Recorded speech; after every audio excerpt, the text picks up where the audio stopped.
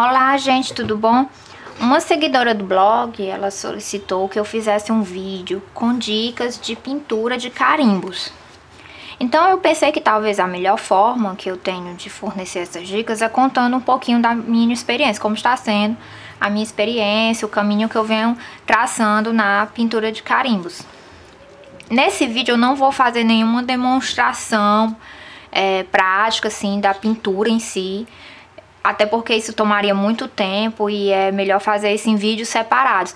Mas eu vou deixar vários links de outros vídeos de scrappers, outros artistas que já fizeram trabalhos mais específicos, utilizando técnicas mais específicas. Eu vou deixar várias referências.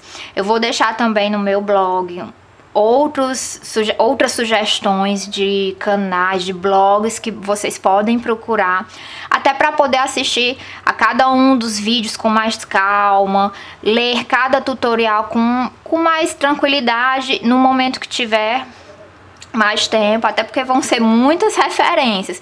Então esse vídeo vai ser mais isso mesmo, vai ser como se fosse um resultado de uma série de pesquisas que eu já realizei durante esse tempo, tá ok? Então o primeiro material que eu comprei para a pintura de carimbos foi o lápis de cor aquarelável. Eu comprei esse da marca Faber-Castell. Eu já fiz até um vídeo falando um pouco de como eu utilizo o lápis de cor aquarelável para fazer meus trabalhos. Eu não utilizo somente para pintar carimbos, utilizo de outras formas também. E ele foi minha primeira escolha, minha primeira opção, por se tratar de um material que é facilmente encontrado, como também é o mais acessível, é o de menor custo, comparando com outros materiais. Para utilizar o lápis de cor aquarelável, a gente precisa de um pincel e de um pouquinho de água. Eu comprei, no lugar de utilizar o pincel, eu comprei essa caneta pincel, que ela vem com um tambor de água aqui, um suporte para água. As cerdas dela são de nylon e essa cerda ela fica sempre úmida, então isso facilita um pouco o trabalho. Mas existe uma outra opção de utilizar o lápis de cor aquarelável, que é uma técnica que utiliza o eco-solvente. No caso eu tenho esse aqui da Acrylex e o esfuminho. O esfuminho, ele é como se fosse, digamos assim, não é um lápis, não é um pincel, mas eu vou dizer que é como se fosse um lápis, mas ele é feito todo de papel prensado, né? Aqui a gente utiliza essa ponta. À medida que ela vai sujando, a gente vai lixando para limpar a ponta, e ele tem de vários tamanhos, né? O número 1 é o mais fininho, eu tenho aqui o número 2 e eu tenho também esse aqui, número 4, mas existe de outros tamanhos, inclusive bem maiores que número 4. Quanto maior o número, mais grosso é o esfuminho. Eu vou deixar a referência de 2 vídeos que a Didi Tristão fez, justamente mostrando como ela pinta os carimbos dela utilizando lápis de cor aquarelável. É possível também utilizar essa técnica do eco-solvente com lápis de cor comum. A Didi, ela fez uns vídeos bem bacanas. Os vídeos da Didi são excelentes. Ela tem uma maneira muito tranquila de explicar. A voz dela é muito gostosa de ouvir. E ela mostra bem direitinho como é que ela pinta os carimbos dela utilizando a técnica do esfuminho, certo? Em seguida, né, à medida que eu fui caminhando na pintura de carimbos, eu resolvi comprar umas canetinhas à base de água. E eu comprei essas aqui da Sakura e comprei essas aqui da Tombow. A da Sakura, ela tem uma ponta em formato de pincel, e a da Tombow, ela tem também essa ponta em formato de pincel, mas ela tem essa outra ponta aqui comum. A gente pode utilizar a caneta à base de água com a técnica semelhante à que a gente utiliza o lápis de cor aquarelável com água, né? A gente vai pintando um pouquinho e passando o pincel à base de água, ou um pincel comum com água. A gente vai matizando, homogeneizando as cores, né, fazendo o degradê a gente acaba utilizando cores próximas. Eu vou deixar um vídeo de uma scrapper portuguesa. Ela utiliza as canetas do Tim Holtz, de Threads Ink, para pintar Magnolia, e são muito lindas. As pinturas que ela realiza a técnica que ela utiliza, assim, a forma como ela pinta é lindíssimo. Vocês podem utilizar, inclusive no trabalho de vocês, com essas canetas Tombow. Ela utiliza tanto pintando diretamente no desenho, ou então ela utiliza pintando um pouquinho numa base de acrílico e tirando daqui a tinta, né? A gente pinta assim um pouco. Deixa eu botar aqui um papel branco e pegar aqui, por exemplo, a laranja, que fica melhor de ver, ó. A gente pinta um pouco a placa de acrílico e daqui a gente vai puxando a tinta, ó. Eu vou deixar na realidade 2 vídeos aqui, tanto ela pintando diretamente no desenho e depois utilizando o pincel. No caso, ela utiliza um pincel comum com água, bem como um vídeo em que ela utiliza essa técnica aqui de transferência da plaquinha para o papel, certo? Vocês assistindo esses vídeos, vocês vão ter a ideia clara de como é que é realizada a pintura com as canetinhas, né? Essas canetas à base de água. Eu continuei, né? Eu não fiquei satisfeita com esses materiais. Não que eles não sejam bons, eles são bons, eles são excelentes para pintura, mas é porque eu descobri as canetas Copic e aí eu me apaixonei de vez e eu acabei investindo em Copic. Mas eu utilizo ainda esses outros 2 materiais, o lápis de cor aquarelável e as canetas Tombow. As canetas Tombow, inclusive, são mais baratas que as Copics. As Copics realmente têm um preço mais elevado, cada caneta ela tem um preço salgadinho, digamos assim. E ela tem assim, as que a gente mais utiliza, ela tem 4 versões, né? Mas as que a gente mais utiliza é a caneta Copic Ciao e a caneta Copic Sketch. A diferença delas é o formato do corpo, né? A Ciao é toda cilindra e ela aqui tem um formato mais ergonômico, ela não sai girando. E porque a Ciao é o modelo de entrada, ela é a forma mais econômica.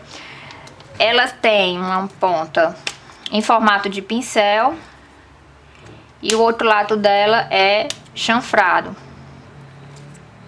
As duas são assim, certo?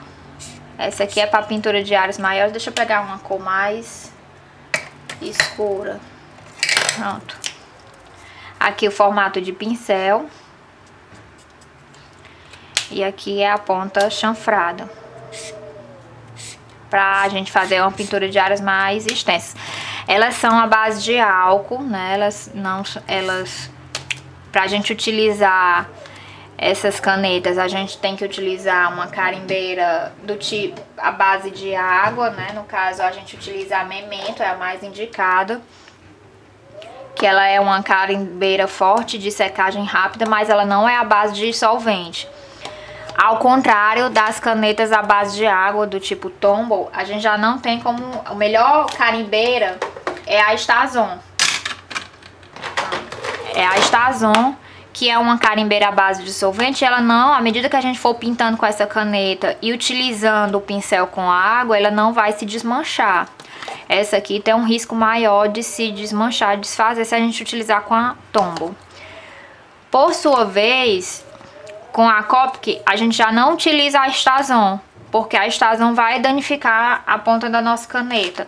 A gente já utiliza, de preferência, pode ser a Memento ou alguma outra carimbeira de secagem rápida e que não seja a base de solvente.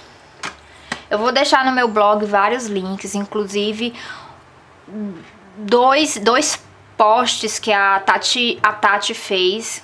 A Tati, ela é uma mestra em pinturas de Magnolia, assim, com as canetas Copic, não só de Magnolia, de outras personagens também.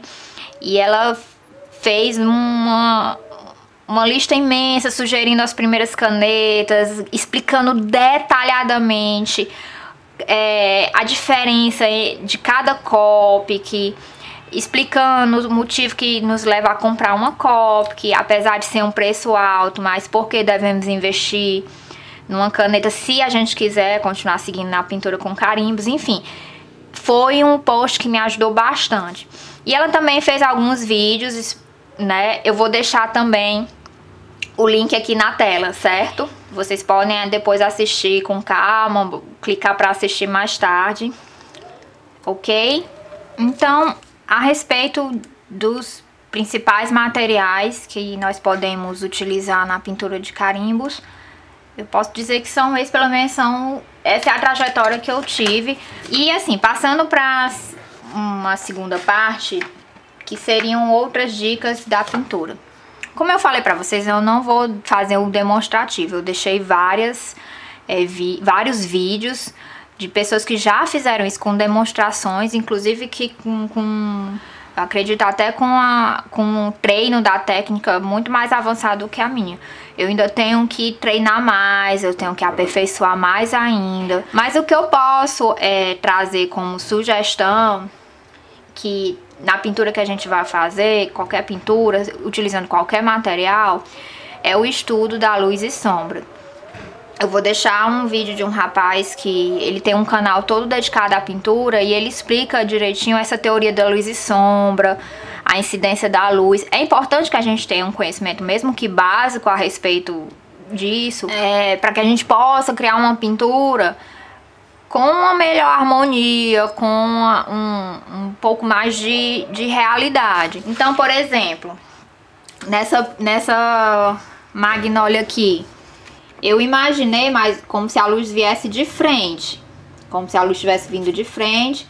Então, no rostinho dela, o centro ficou mais claro, aqui as bordinhas mais escurecidas, aqui no cabelinho dela como se fosse essas partes mais claras, como se fosse o reflexo também. O tecido eu tentei fazer algumas, como se fossem as pregas do tecido, para mostrar algum movimento, né? A perninha dela, como tá de baixo aqui, a parte mais abaixo do vestidinho, que é uma parte que tem mais sombra, como aqui mais próximo ao sapatinho, tá mais escurecida do que aqui no centro. Então, assim, são detalhes muito sutis, mas que fazem uma diferença. E essa última aqui, ó, eu imaginei vindo também de frente a luz, né? Tentei criar também algumas, como se fosse algumas pregas, mas é como eu falei pra você, gente, eu ainda tô treinando, ainda tô aperfeiçoando, é algo que ainda que eu preciso de mais dedicação, mais estudo. Mas assim, independente do material, como eu volto a repetir, independente do material, se for uma caneta à base de água, se for o lápis aquarelável, essa questão da luz e sombra, ela é muito importante, ok? Então, gente, assim, eu espero que tenha ajudado. Realmente, esse vídeo é um resultado de várias pesquisas que eu fiz. Não tem como eu falar muita coisa, assim, fazendo um demonstrativo. Se eu for fazer um demonstrativo de pintura de cabelo, é um vídeo pra isso. De pele é outro vídeo, de tecido é outro vídeo. Então eu vou deixar vários links de outras artistas, de outras scrappers que já fizeram isso, porque aí vocês podem ver com mais calma. E no blog também, eu reitero, vou deixar também várias outras sugestões, certo? Então vai ficar como se fosse esse vídeo uma biblioteca de referências, bem como o post que eu vou fazer no meu blog, que que faz parte desse vídeo, com outras referências, tá, ok? Eu espero que tenha ajudado, que as dicas sirvam como um pontapé inicial para quem quiser se dedicar à pintura de carimbos, ou outras pinturas, quem sabe. Então, beijos e tchau, tchau!